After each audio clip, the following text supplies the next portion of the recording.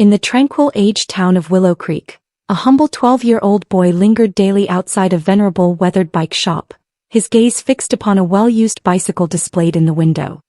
His deepest aspiration was to transport his younger, disabled sister to witness the whispering trails beyond the town's periphery. Within, a taciturn, elderly black man, the proprietor of the establishment, observed him from a distance. Then, unexpectedly, the bicycle vanished. Unbeknownst to the boy, a silent offering was soon to arrive for him and his sister. Before we delve into this narrative, please share your location. We value your engagement. The pulse of existence in Willow Creek was less a clamor and more a gentle exhalation. A community that embraced its history like a venerable work jacket, faded, slightly frayed, yet steadfast against the passage of time. It was a place where the sun seemed to prolong its descent, casting elongated shadows across fractured pavements and mailboxes that had seen more prosperous days. Summers here didn't merely commence. They settled in, enshrouding everything in a balmy, languid mist, infused with the fragrance of honeysuckle and the subtle, familiar scent of motor oil. At the edge of Elm Street stood a mercantile establishment seemingly untouched by the rapid currents of contemporary life, Stone's Cycle Works. The once vibrant blue paint on its sign had largely flaked away, leaving only faint traces of its original hue. Dust, thick and undisturbed, clung to the windows like untold narratives. Inside, amidst shelves laden with antique tires, a miscellany of metallic components, and implements that appeared to be heirlooms, toiled a man as seasoned and resilient as the shop itself. Arthur Stone, 67, bore a slight curvature in his back from innumerable hours spent hunched over workbenches, and his eyes held a profound, ingrained sagacity, the kind born of extensive observation rather than discourse. He was a man of sparse utterances, and when he did articulate, his voice was arid, measured, as if each syllable had to earn its right to exist in the atmosphere. Most children in Willow Creek gave Stone Cycle Works a wide berth. They whispered that Arthur possessed a gaze capable of penetrating pretense and a silence as unyielding as a bolted vault. Yet one boy harbored no apprehension in that quietude, not due to extraordinary courage, but because he carried within him something even more subdued than Arthur's reserved demeanor, an unwavering resolve. 12-year-old Caleb Miller began frequenting the shop's exterior sometime in early June. He seldom spoke, merely positioning himself against the aged brick wall, his hands deeply ensconced in the pockets of his worn khaki shorts. His attention was fixed on a solitary item nestled in the corner of the dusty window display, an antique red bicycle. Its rear seat was broken, dangling loosely, and its chain hung like a forgotten strand. The bicycle held no particular allure by modern standards.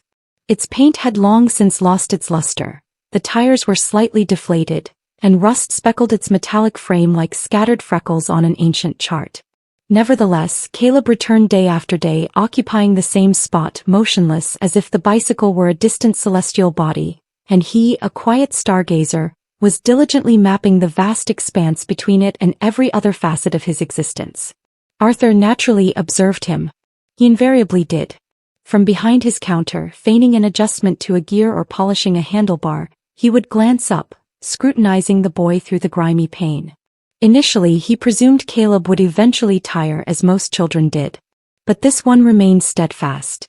Rain or shine, Caleb was present, never petitioning, never importuning, simply observing. One sweltering afternoon, the kind of oppressive heat that induced perspiration before one even stepped outdoors, Arthur finally emerged onto the shop's stoop, wiping his hands on a cloth that appeared to predate Caleb himself. "Are you planning to gaze at that contraption until it mends itself?" he mumbled, not quite meeting the boy's eyes. Caleb didn't flinch. He adjusted the brim of his baseball cap a fraction lower and spoke softly, his voice barely a whisper against the suffocating heat. I think if I possessed it, I could take my sister somewhere, anywhere." Arthur arched an eyebrow, still uncertain whether this young man was remarkably slow or simply profoundly sincere. "It's non-functional," he stated bluntly. "That seat snapped completely off and the gears slip." Caleb nodded. "I know, but I can learn. I can repair it perhaps. I just wish to take Maya out. She cannot walk far. Her legs, they're not right. She claims it burns when she attempts, so she remains indoors most days. But if I had a bicycle with a seat for her, perhaps we could visit the whispering trails." She has never been. There was no sudden alteration in Arthur's demeanor, no grand moment of amelioration. He remained silent, simply regarding the boy for a few seconds longer than usual before retreating inside, the screen door slapping shut behind him. But that evening, Arthur lingered in his shop beyond his customary hours. He contemplated the old red bicycle, now almost a familiar fixture, and ran a hand over the dust on its frame. He did not vocalize it, but something about the boy's unwavering, calm manner of speaking, as if he were not soliciting charity but a genuine prospect, had stirred something profound within him. And for the first time in years, Arthur did not secure the back room when he departed. A silent intuition told him the boy would return the following day, and somehow that felt appropriate. The subsequent day, Caleb returned precisely as Arthur had anticipated. Same hour, same location, his slender form silhouetted by the late afternoon sun like a sketch on faded parchment. He did not speak. Instead of standing by the window, he slowly approached the edge of the porch and stooped to retrieve a discarded screwdriver. Arthur observed him from within, motionless, silent, allowing the stillness to pervade the space between them like oil slowly accumulating beneath an inert engine. Caleb examined the implement for a moment, wiped it clean on his shirt, then meticulously placed it on the workbench just inside the entrance. Arthur cast the boy a glance that was half suspicion, half curiosity, but remained silent. That small gesture established the quiet cadence of their afternoons. Caleb never requested to assist, never presumed a place inside the shop. He simply lingered, offering his quiet hands when Arthur reached for a component, sweeping the floor without prompting, arranging bolts into neat assortments as if they were elements of some grand, unspoken enigma. Arthur, for his part, never offered direct thanks. Instead, he acknowledged Caleb with terse nods and the occasional guttural sound, his approbation conveyed through deliberate understatement.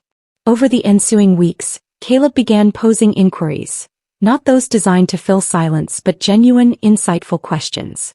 Why do some brakes squeal more than others, he might inquire. Why does corrosion develop faster on certain metals? Arthur offered only what was essential, but he noted something rare. The boy did not merely hear the responses. He absorbed them like a parched sponge, or perhaps more akin to a meticulous blueprint quietly forming behind those steady brown eyes. Some days Caleb brought his sketchbook. He never directly displayed the pages to Arthur, but on one occasion when a gust of wind caught a loose sheet and propelled it toward the shop's whirring fan, Arthur caught a glimpse. It was a crude but surprisingly detailed drawing of the red bicycle, significantly altered. A reinforced rear seat, a slightly elongated frame, pedals adjusted for improved torque. There was even a harness belt clearly intended for passenger safety. Arthur returned the sheet without a word. But that night he stared at the bicycle longer than usual. It was no longer merely a rusted frame. It was beginning to resemble a promise. Then came the Saturday when Maya arrived. It was the kind of day when the sky hung low and the breeze carried the faint scent of freshly cut grass and half-forgotten dreams. Caleb's mother had dropped them off on her way to a double shift. Maya sat on the front step, propped up by one crutch, her other leg slightly bent at an unnatural angle, thin and rigid like a branch that had forgotten how to sway. She wore a lavender sundress that didn't quite conceal the sturdy brace embracing her thigh. Despite the awkwardness of her movements, she smiled with a kind of luminous brilliance that made the mid-morning sun seem almost dim. Caleb fussed over her quietly, adjusting her cushion, checking her water bottle, until Maya finally waved him off and turned her gaze toward the shop window. "That's the one?" she inquired, nodding at the bicycle. Caleb nodded. "One day I'll make it work." She didn't laugh, didn't express doubt. She simply regarded the bicycle as if it were a rocket ship or a magic carpet, some other wondrous object designed for children who rarely received beautiful things. "If you could fix it," she whispered softly, her voice barely audible, "would you take me to see the whispering trails, the ones past the old orchard? Mom says they're too far to walk, but she said they glow sometimes when the sun sets behind them." Caleb merely nodded again. But Arthur, who had been listening from inside, tightened his grip on the wrench in his hand. He couldn't explain why, but something about that little girl's voice, hopeful but not naive, twisted something sharp in his chest. Later that day, Caleb reached into his pocket and produced 2 crumpled dollar bills and a handful of loose change. Without a word, he approached an old mason jar perched on a high shelf in the corner of the shop. A piece of masking tape adorned it, the words Hope Jar, scribbled in fading marker. A relic from some long-forgotten fundraiser or a fleeting impulse from years past. Arthur had kept it more out of habit than any real expectation. Caleb dropped the money in, and the clinking of the coins against the glass echoed louder than it should have. "I know it's not much," Caleb said, his eyes fixed on the jar. "But I'll keep saving. I'm not asking you to give it to me. Just maybe don't sell it yet." Arthur didn't respond. He didn't need to. He stared at the jar long after the boy had departed, the dust around it disturbed for the first time in years. It sat there now like a quiet heartbeat, soft, steady, insistent. And that night, for the first time in as long as he could recall, Arthur Stone unlocked the back room, retrieved his old tool chest, and began meticulously sorting through the components that still held some life left in them. Because something about that child, about those two children, made the old man wonder if perhaps, just perhaps, not everything corroded with time. Some things simply patiently awaited the right hands. It transpired on a Thursday, the kind of day that offered no premonition of the transformation it was about to usher in. The sky was pale and indifferent, and the breeze carried the arid scent of dust from the nearby rail yard. Caleb appeared after school as always, slightly perspiring from the walk, his trusty sketchbook tucked under one arm. He stepped onto the porch of Stone Cycle Works as if it were a sacred rite, right foot first, then a soft tap on the doorframe. But the moment his eyes fell upon the front window, everything changed. His bicycle, it was gone. The corner where it had leaned for months was vacant. The dusty outline of its frame still clung to the wall like a phantom. Caleb froze, unable to advance or retreat. His throat tightened as if his voice had been snatched away along with the bicycle. Arthur was at his usual post behind the counter, polishing a chain ring with a rag that had seen better centuries. He didn't look up immediately. When he finally did, his eyes no longer held their customary flicker of knowing. They were flat, almost weary. "Sold it this morning," he stated, wiping grease from his knuckles. "A fellow came by early, offered cash, said he favored old frames, took it on the spot." Caleb stood there, attempting to process the words as if they were uttered in an unfamiliar tongue. He nodded once slowly, then glanced at the hope jar on the shelf. The money was still there. His dollars, his coins, a summer's worth of conviction. "I thought maybe I was going to fix it for my sister," he murmured, barely audible. Arthur didn't reply. His hands continued their motion. Caleb nodded again, this time more to himself. "Right," he said, his voice sharper now, tighter. "Of course someone came first." And with that he turned and walked off the porch, each step heavier than the last, as if gravity had suddenly recalled its full weight upon him. Arthur watched him depart, his gaze lingering on the boy's back, the slight slump of his shoulders, the way his hands curled into fists that remained at his sides. He didn't rise when the screen door creaked shut behind him. Arthur sighed, deep and quiet, like an old hinge finally yielding. The truth was there had been no buyer, no early morning visitor.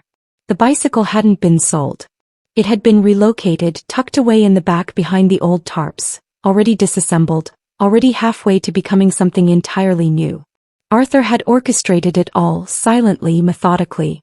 But what he hadn't anticipated was the look in Caleb's eyes when he saw that empty space, that quiet desolation that sprang not from anger, but from the cruel, familiar sting of not being chosen.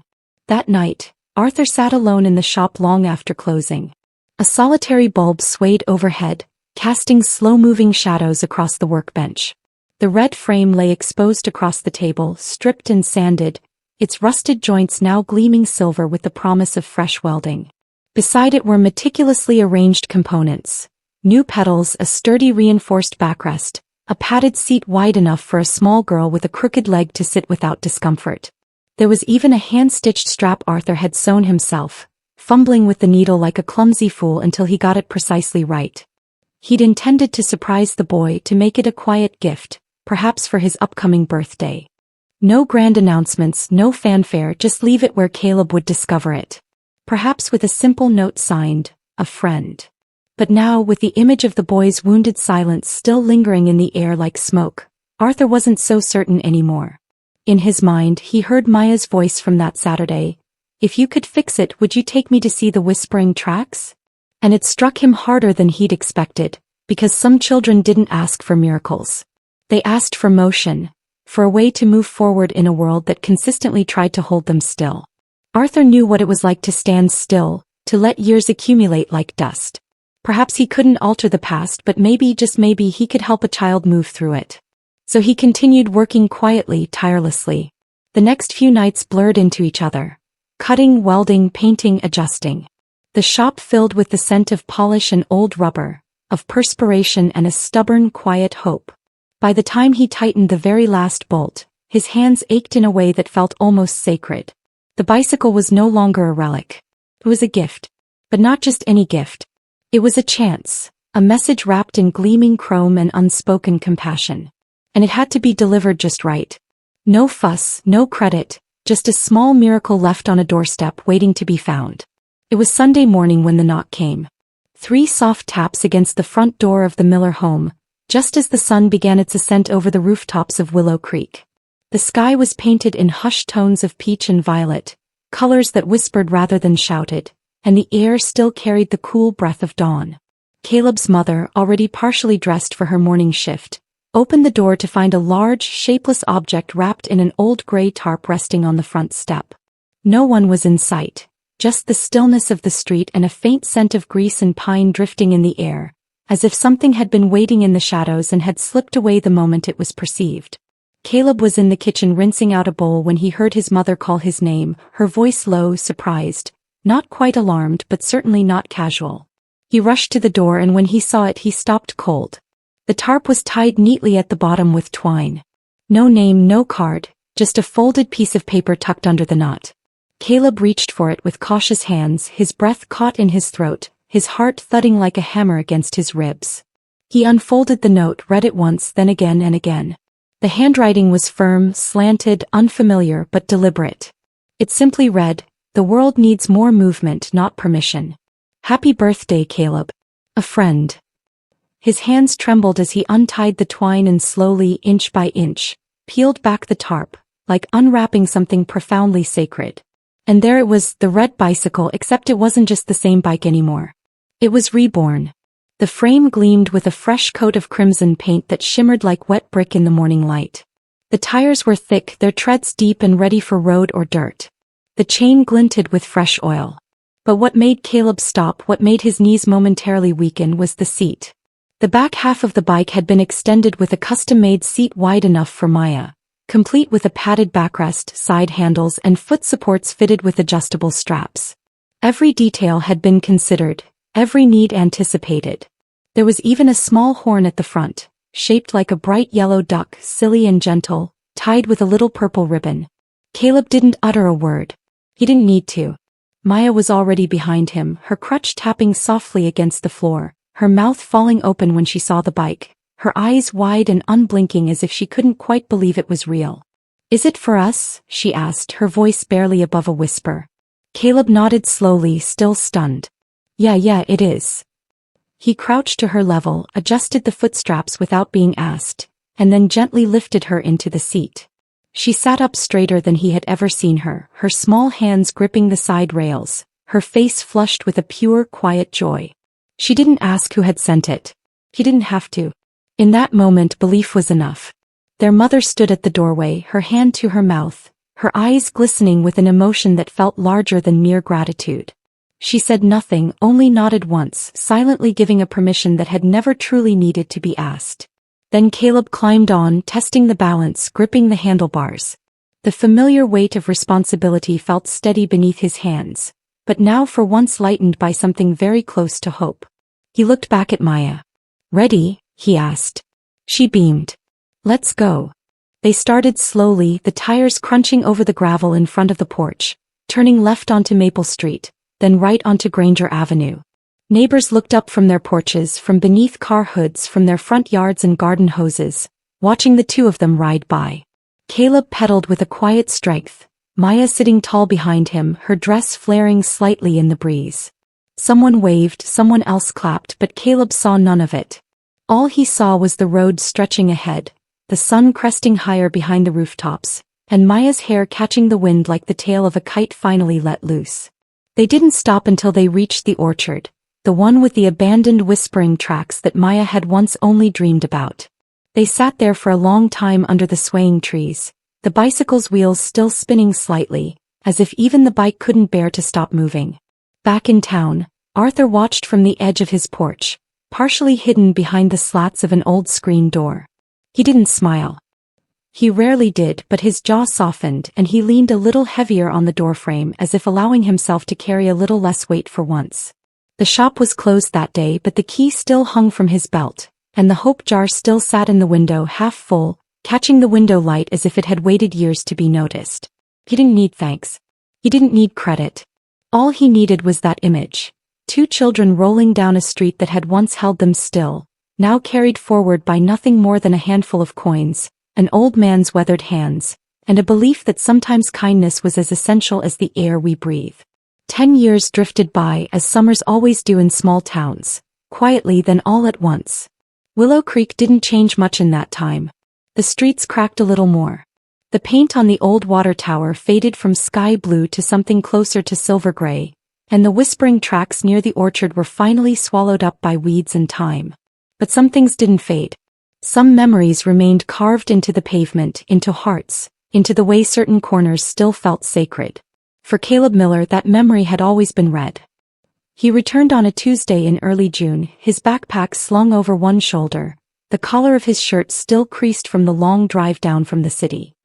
He was taller now, lean but strong, the kind of young man who walked with quiet purpose, with the calm confidence of someone who had carried more weight than most and never stumbled.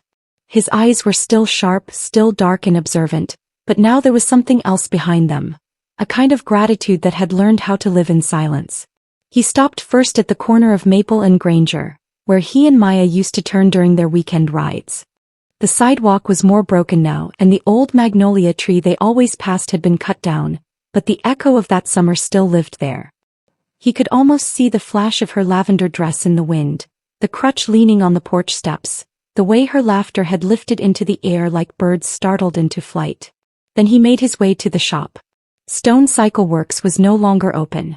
The windows were boarded halfway up, and the rusted sign swayed slightly in the breeze, as if it were still trying to recall the name of the man who once gave it purpose. But the front porch remained. The wood was splintered, but the steps still creaked in the same familiar places. Caleb climbed them slowly, each footfall a note in a song only he could hear. He stood before the door, unsure if he expected someone to answer, unsure why he felt a tremor of nerves. He stepped to the side window and peered in. The inside hadn't changed much. Tools still hung along the pegged board wall, now coated in dust. The counter, though weathered, still bore the faint oil stains from decades of repairs.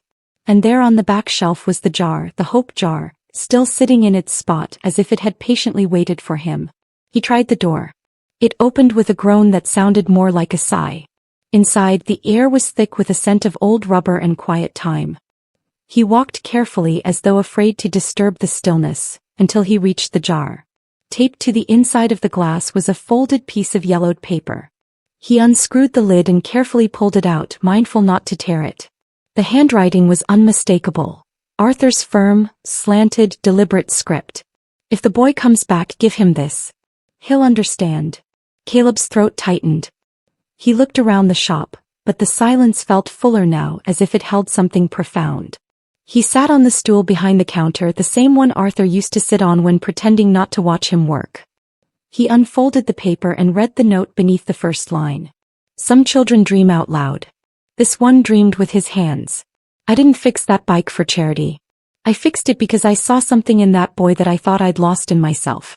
I didn't know if he'd remember, but if he does, tell him the world owes him nothing and still it waits for his footprints.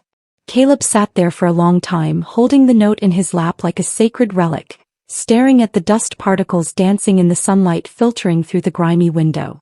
Arthur Stone had passed away 3 years ago. He'd learned from the town clerk when he first drove in. No elaborate obituary, no grand ceremony, just a brief mention in the town records. Arthur Stone, bicycle repairman, 1945 to 2019. But this note, this space, this memory, that was the eulogy Arthur had left behind. Caleb stood carefully, placed the note back inside the jar and closed the lid. Then he walked to the workbench, reached for a nearby wrench and ran his fingers along its cool, worn edge. He didn't take it. He didn't need to. Some legacies weren't meant to be pocketed. They were meant to be carried. As he stepped out onto the porch again, the sky overhead began to darken with a gathering storm. But Caleb didn't rush. He looked down the street toward the direction of the old orchard, and a slow smile spread across his face. Not because of what had been lost but because of what had been found. Somewhere behind him, the wind rattled the loose edge of the stone cyclework sign, and for just a second, it sounded almost like a laugh. Join us to share meaningful stories by hitting the like and subscribe buttons. Don't forget to turn on the notification bell to start your day with profound lessons and heartfelt empathy.